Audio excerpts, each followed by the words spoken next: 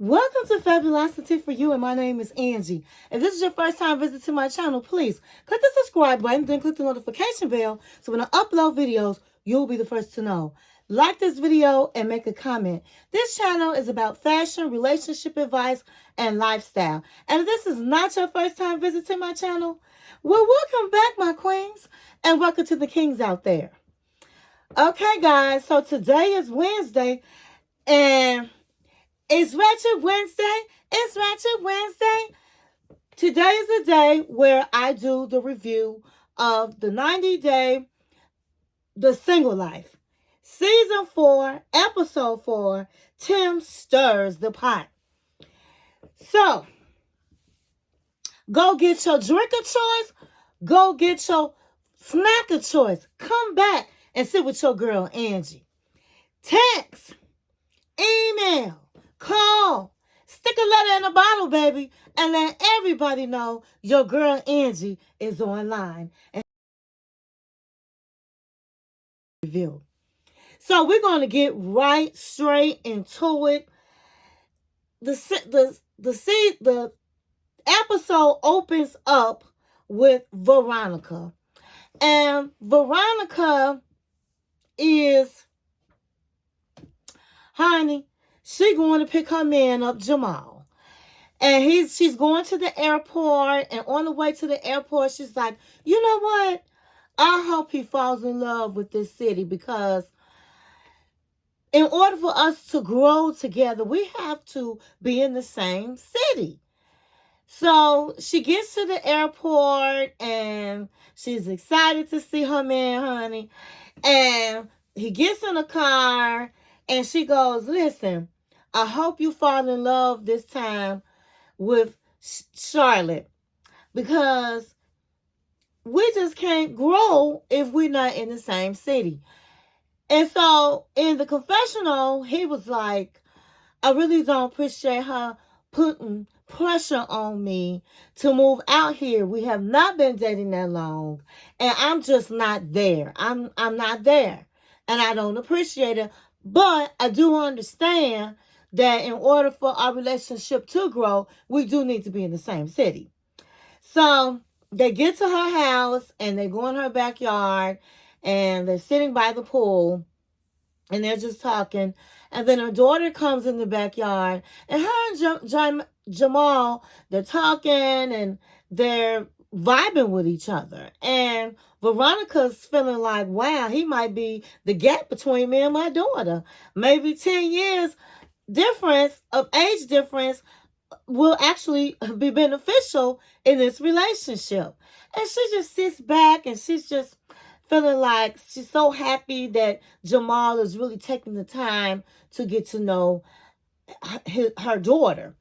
So the next day, they end up going to meet Jamal's friends that live on the East Coast. And she thought it would be great for them to come and visit so they can maybe convince Jamal to move to Charlotte. So they meet up, and they go on this, it's a bicycle, it looks like a trolley, and they're riding the bike, and all of them are riding the bike at the same time on this trolley, and they're having conversation, and Veronica's like, do you think that Jamal will move here? And they was like, no, not at all. And so she's like, well, we're waiting on one of my best friends, Tim, my best friend, Tim. And they was like, who was Tim? Well, he's my ex, and he is the father of my daughter. So Jamal was like, he's not the biological father. And they was like, but he's your ex? Your best friend is your ex? Who does that? They looking at her like, who does that? And she was like, well, he helped raise my daughter. She looks at him as a father figure, and we've been broken up for 8 years, but we just are very close because he helped me with my daughter.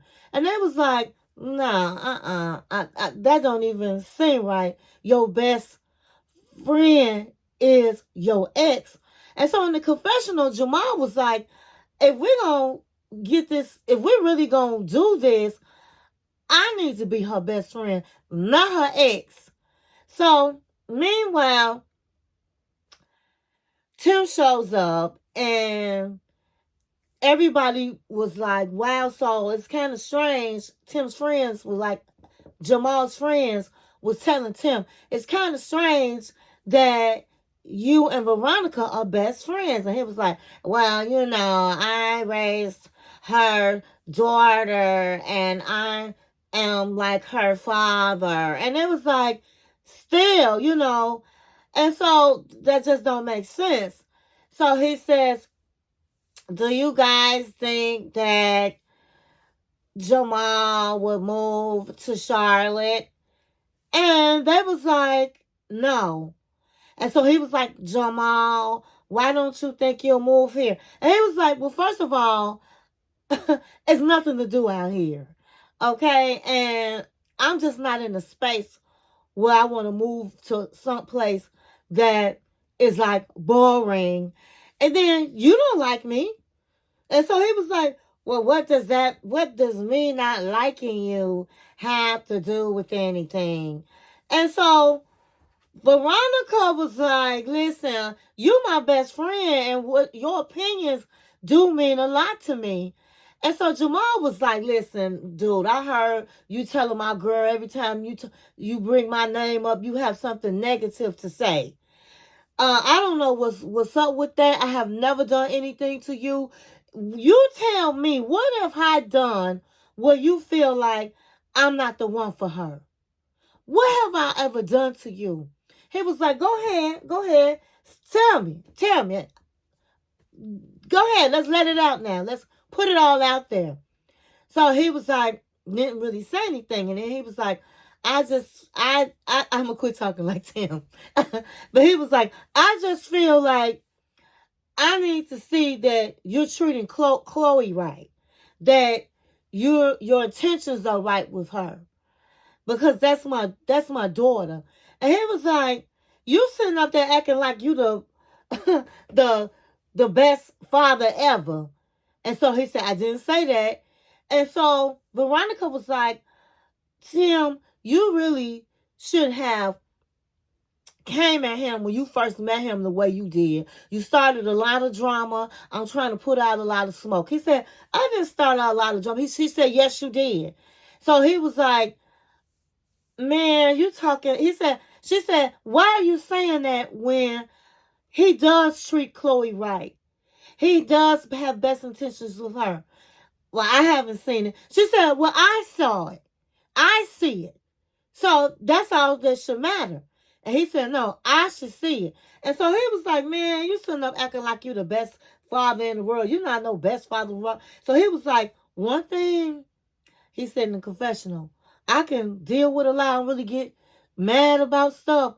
But when somebody gonna try to tell me that I'm not a good father, no, that's right there is gonna get me going. And he said it's really rude to say that to somebody. So he said, listen, man, he started standing up. He stood up. He said, listen, I've been a good father to her. Who are you to tell me I'm not? And so he was standing up. Jamal was standing up and he was like, you ain't no good father. You act like you the best father in the world. You have a problem with me. And they was going back and forth, baby. I thought they was going to throw some hands. The friends had to jump in the middle. It got very heated. Now, so Jamal has said that he's not a great father. Absolutely not. But Tim should be real. And when he asked him, what problem do you have with me? He should have just came out and said, dude, you don't work. So how you going to take care of them? You're not working. He told last week, Veronica, that's one thing he has a problem with him, is that he does not work and he live at home with his mother. But he didn't say that because he know he would have been clocked right in dead in his face. Okay? So he knew to be quiet and don't say that. But I was really just surprised to see Tim get riled up like that, like he really was going to fight Honey. So we just have to wait to see next week what happens between Jamal and Tim. Are they going to throw hands? I don't know.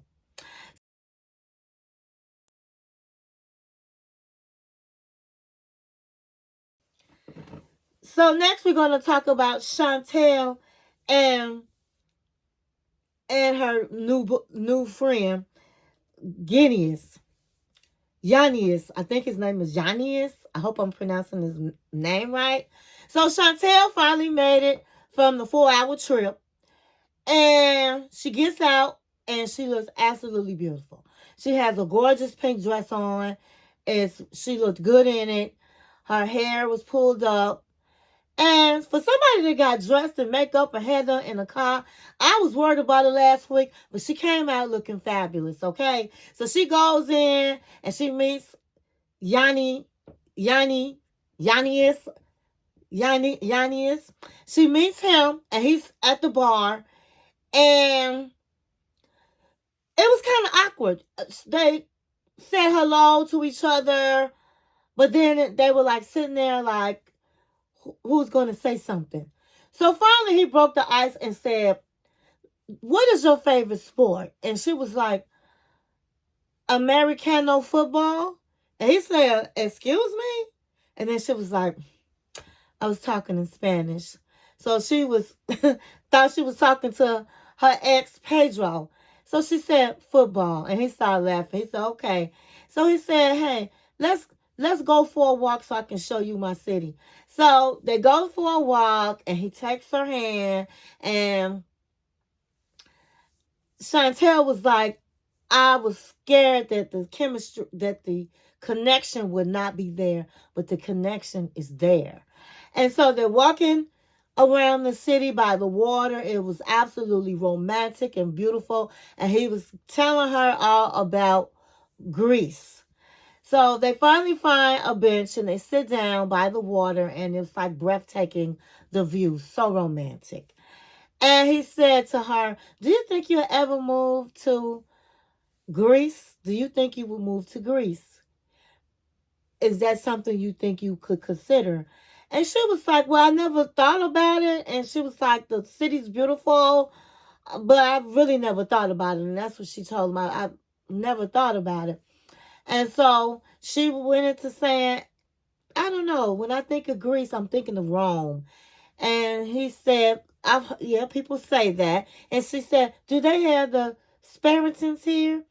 And he was like, yes, I love them. And she said, I love them. And he showed her the tattoo. And she was like, is this a real tattoo? He said, this is a real tattoo. And so they bonded over that. They connected over. They both like the Spartans. And so she asked him, do you think that you would move to the United States? He said, I never thought about it, but I would consider that. That's something that I would consider. And so they get up. She said, take me back to the hotel. And they hold hands. And he was like, in the confessional, I'm glad to have a couple of more minutes with Chantel. I really feel connected to her. I'm having a good time. I hope she falls in love with Greece and maybe fall in love with me. I was like, wow. So he was really feeling her.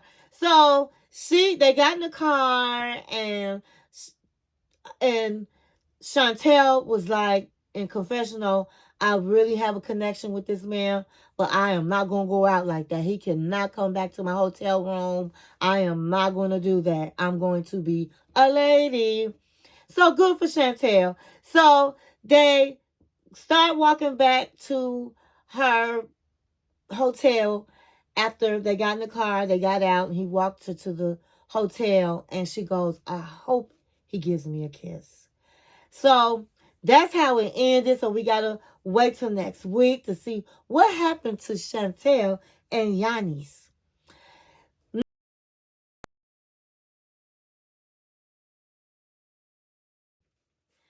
Next, we're going to go to John. Okay, so John starts off in his scene. He's on his way to the airport and he's on his way to Texas to visit his girlfriend. So the plane was late and he goes to his hotel room and said he'll meet up with her tomorrow. He said they've only seen each other in person 5 times. And he's really looking forward to really getting to know her and spending quality time, because the last time that he saw her, they spent the time in bed. And so he wants to be able to take her out and see what she's all about and make sure this is somebody he wants to continue to invest his time with. So he wakes up the next day and he was like, oh, I don't have my toiletries. I can't brush my teeth. I cannot put deodorant on. I have no mouthwash. And so I'm thinking this man gonna make a pit stop either down in the lobby to see if they have anything, or a pit stop to the drugstore. But to my surprise, he sat up and met this girl, kissed her and held her. And afterwards, he was like, I just want you to know I left my toiletries and I don't have any toothpaste. I don't have any deodorant or mouthwash. And I'm looking at him like, oh my God, John is gross. Who does that? Why would he go to this woman smelling like a billy goat and funky in the mouth? And so she looked at him like, and she was being nice. Well, that's okay. You just smell like a man. And he was like, well, maybe I don't need anything. And I'm looking at him like, who does that? Oh my God, that was so gross. I don't know how she stood it. So they go back to his hotel.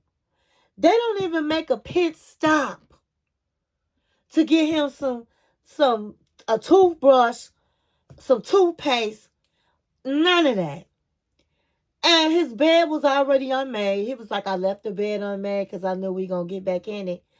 And they got in the bed, and honey, his funky breath, hot breath, funky armpits was all over her. And to me, that was just so gross. And that just tells a lot about who John is. And it tells a lot about that girl, because at the end of the day, if you're not fresh, baby, don't come over to me. So the next day, they wake up again. I'm hoping that maybe he went and got his toiletries and they just didn't show it. But it showed them getting up, and they decide to go out to eat. And the girlfriend said, and I think her name, I'm not sure of her name, but she said that she feels like she needs to get to know this man because they have a lot of chemistry, and she really wants to get to know this man to see if this is going to be the man for her. And having a long distance relationship is just not going to work for long. So she wants to see what his mind is on things. So when they sit down, they order their food, she's like, so I know we said, hey, we're not in a rush to get married or anything. But sometimes mindsets change. And I do want to get married. And so he was like, well, listen, I don't believe in just, you got to live with somebody first before getting married, just to see if it works out. And she said, well, I would love to do that. We can, I think in 6 months, we've been dealing with each other, talking for 6 months, we should be living together. You should be coming down here, moving in with me. And I was like, that girl was very direct. Okay. And I do understand that, because 6 months, it only takes 6 months for a man to know, hey, if you somebody for him. But they are in a long distance relationship. So he was like, listen, 6 months is next month, and that's not going to happen. I've only seen you 5 times. I only laid eyes on you 5 times. So I have to be very sure that you're going to be the person for me. And I'm not going to be rushed into it. I will know when the time is right. So she was just like, well, I'm just letting you know I'm not going to be waiting around forever. And so he was like, I do understand that.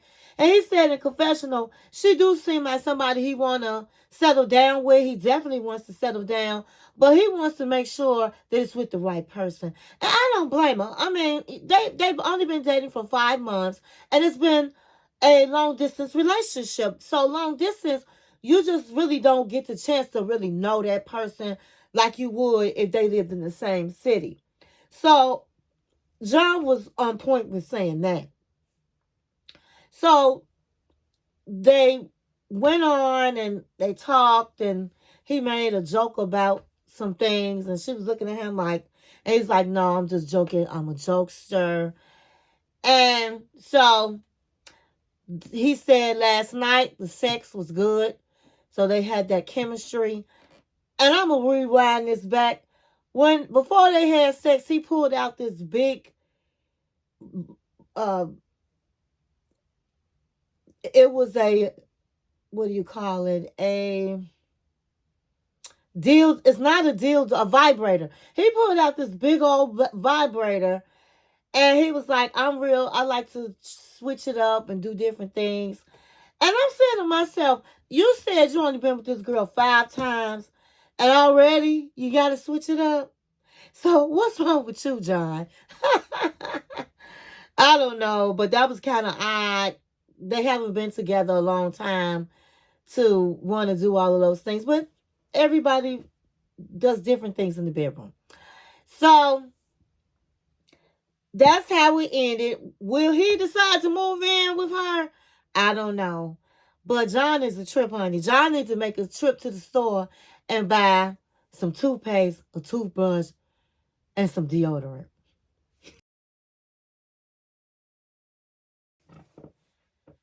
Okay, so next we're gonna talk about Miss Debbie. Miss Debbie. So Miss Debbie said that when she came back from her date last week with Russ, he called her and brought up the fact that she went out with a man 24 years old. And he felt a certain way about that. So he was like, no, we won't be going out again. So Miss Debbie was like, so it didn't work out. But she said, you know what? Am still going to look for love. I'm not going to let that discourage me of finding my true love. And so she said she has been talking to this guy that lives in Miami. He is 58 years old. He is Cuban, and his name is Ruben. And they talk on the phone, and he tells her how he's traveled the world, and she was very impressed with that. And she said that they've been talking about for about 2 weeks, and he likes her and she likes him. So he said that he really liked her the more he talks to her, and invited her down to Florida where he lives. And so I think it was Miami. He lives in Miami. And so she told him that I've been hurt, I've been disappointed, all kind of things happen with Miss Debbie. When you 67 years old, it's just you don't know what you're gonna get online. And she told him how she just went out on a date and about Osama. So she's really funny about, leery really about going back out of town. And so he was like, well, I would love to see you. And so she decides that she's going to go out of town. So she talks with her son, and her son was like, you don't need to be going nowhere. And she was like, well, I'm going. Have you ever even been to Miami? And she was like, when I was young, yes, I did. And honey, they was in the store, and Miss Debbie was already shopping for condoms, honey. So she gonna give it up. If he want it, she gonna give it to him. So he was like, well, how about I go down there with you? She was like, absolutely not. He said, no, I want to go. I will stay out your way, but I want to make sure you're safe and make sure the same things don't happen to you. So she was like, he has a right to want to go, because look what happened to me and Osama. So she decides that her son can go with her to Miami. And she's very excited. So I hope things work out for Miss Debbie. Everybody needs love, no matter what age you are. So that's going to conclude my review. That's all I have. I hope you enjoyed, and thank you for watching my channel. 1, 2,